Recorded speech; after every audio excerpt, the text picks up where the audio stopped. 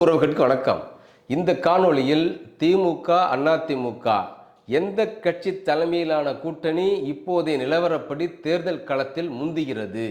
இன்னும் தேர்தலுக்கு குறைவான நாள்களே இருக்கக்கூடிய நிலையில் கூட்டணிகளுக்கான தொகுதி உடன்பாட்டில் எந்த அணி முன்னிலை பெறுகின்றது?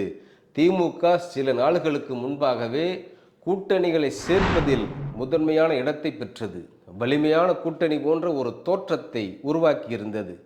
யாரும் எதிர்பாராத வகையில் தேமுதிகவை தன்னுடைய கூட்டணிக்குள் சேர்த்து கொண்டதோடு மட்டுமல்லாமல் ஒரு மாநிலங்களவை உறுப்பினர் பொறுப்பும் அதற்கு வழங்கியது. எல்லோரும் வியந்து போனார்கள். தேமுதிகவிற்கு எந்த அளவிற்கு வாய்ப்பு கொடுக்கலாமா என்று பல்வேறு குரல்கள் எல்லா கட்சிகளிலிருந்தும் எழுந்தன. ஆனால் இவற்றையெல்லாம் காதில் வாங்கிக் கொள்ளாத திமுக சற்றே அமைதி காத்தது. அதன் பின்னர் காங்கிரசிற்கு யாரும் எதிர்பாராத வகையில் 28 இடங்களை வழங்கியது. அத்தோடு நின்று விடாமல் அடுத்தடுத்து தன்னுடைய கூட்டணி கட்சிகளுக்கு தொகுதிகளை வழங்கத் தொடங்கியது. அங்குதான் சிக்கலும் தொடங்கியது.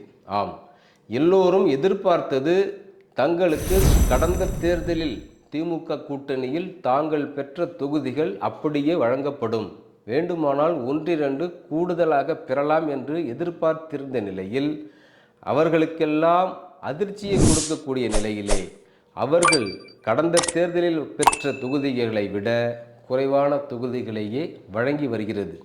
இன்று கூட திருமாவளவன் அவர்கள் அதிர்ச்சியில் உறைந்து போயிருக்கின்றார். அவர் 2 இலக்க எண் தொகுதியை பெறுவதற்கு முயன்று வருகின்றார். மேலும் நாடாளுமன்ற மாநிலங்களவை உறுப்பினர் பெறுவதிலும் உறுதியாக இருக்கிறார் என்றுதான் தெரிகிறது.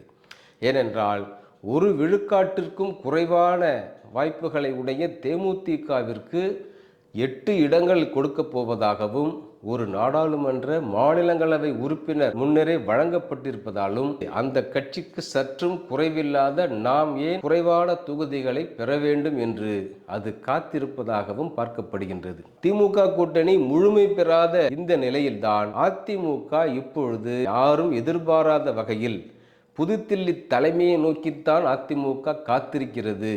ஏனென்றால் திரு எடப்பாடி கே பழனிசாமி, திரு டிடிவி தினகரன், திரு அன்புமணி எல்லோரும் புதுதில்லியை நோக்கி கடந்த சில நாள்களாக படையெடுத்த வண்ணம் இருந்தனர்.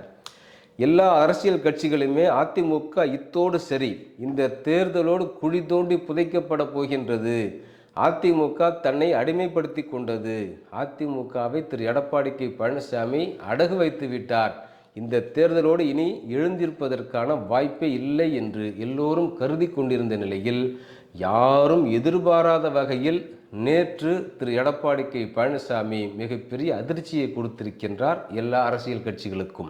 அதிமுகவினுடைய தலைமை கழக அலுவலகத்திற்கு பாரதிய ஜனதாவினுடைய பியூஷ் கோயல் அவர்கள் வருகை தந்து அதிமுகவினுடைய கூட்டணி கட்சிகள் பெரும்பான்மையாக எல்லா கட்சிகளையும் வரவழைத்து அந்தந்த கட்சிகளுக்கு உரிய இடங்களை கொடுத்து கையெழுத்தும் வாங்கிவிட்டார்கள். இப்பொழுது அறிவித்தாயிற்று. இப்பொழுது அதிமுகவை கூட்டணி அமைப்பதிலும் கூட்டணிக்கான இடங்களை தொகுதிகளை வழங்குவதிலும் பிரித்து கொடுப்பதிலும் முன்னணி பெறுகிறது. திமுக இப்பொழுது மிகப்பெரிய குழப்பத்திலேயே இருக்கின்றது. பெரும்பான்மையாக எல்லோரும் திமுகவினுடைய அடையாளத்திலேயே நிற்க வற்புறுத்தப்படுகிறார்கள் என்றும் எதிர்பார்க்கப்படுகின்றது. அதிமுக பாரதிய ஜனதாவிற்கு கூடுதலான இடங்களை வழங்கிவிட்டது என்று ஒரு குற்றச்சாட்டு இருந்தாலும் அதிமுக பெரும்பான்மையாக 170க்கும் குறையாத இடங்களில் நிற்கப் போவதாகத்தான் கருதப்படுகின்றது. அதிமுக இப்பொழுது எதை பற்றியும் வருத்தம் கொள்ளாமல் தேர்தலில் முன்னிலை வகிக்கிறது என்பதுதான் நம்முடைய கருத்து. திமுக கூட்டணியில் காங்கிரஸ் சில இடையூறுகளை கொடுத்து வந்தது.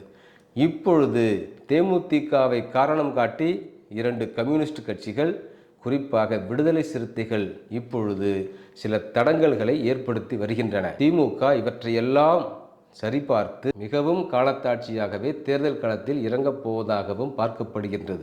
அப்படியே ஒருவேளை திமுக தொகுதிகளை பங்கிட்டு கொடுத்தாலும் முழுமையான மனநிறைவு கொள்வார்களா கூட்டணி கட்சியினர் என்று எதிர்பார்க்கப்படுகின்றது. பாரதிய ஜனதாவை காரணம் காட்டியே நிறைய இடங்களை திமுக தன்னுடைய கூட்டணி கட்சிகளுக்கு குறைத்து விட்டது. இப்பொழுது எல்லோரும் தேமுதிகவிற்கு ஏன் இவ்வளவு முதன்மை கொடுக்கின்றது திமுக என்று கேள்வி எழுப்புகின்றார்கள். இப்படிப்பட்ட நிலையில் திமுகவினுடைய அணி வலிமை பொருந்தியதாக பார்க்கப்பட்டாலும் தொகுதி உடன்பாட்டின்படி அது சற்றே பின்தங்கியிருப்பதை பார்க்கின்றோம்.